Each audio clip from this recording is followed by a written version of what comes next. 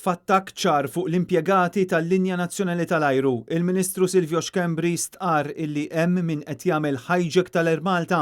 Il-Ministru għamel din id-dikjarazzjoni waqt li kien qed iwieġeb domandi tal-ġurnalisti li ma' mistoqsijiet kienu indirizzati lejh bħala l-Ministru responsabbli mill-Linja Nazzjonali ta' pajjiżna.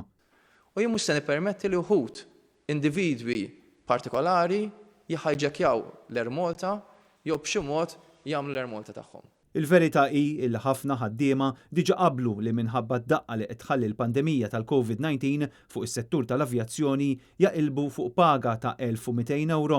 Xkembri minnaħa tiegħu insista li fl-Air Malta il-Gvern se jieħu d-deċiżjonijiet ibsin tant li diġà inbeda l-proċess għal sensji f'ammonti kbar. Issa l-proċess ta' mass redundancies f'dak il-ċirkostanzi beda.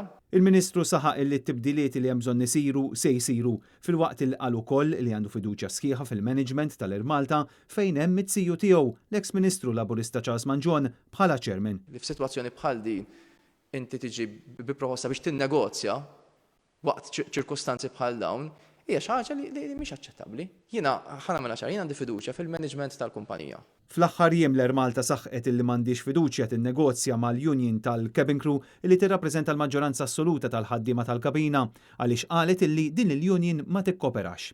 Min-naħa l-oħra, il-European Cockpit Association batet ittra lill-Prim Ministru Roberta Bela u lill-Ministru Silvio Xkembri fejn saħqet illi tinsab diżappuntata li l-Air Malta ma għamlitx bħal bqija tal-linji tal-ajru Ewropej fir-rigward tal-bidliet fil-pagi f'dan il-mument tant sensittiv għall-industrija.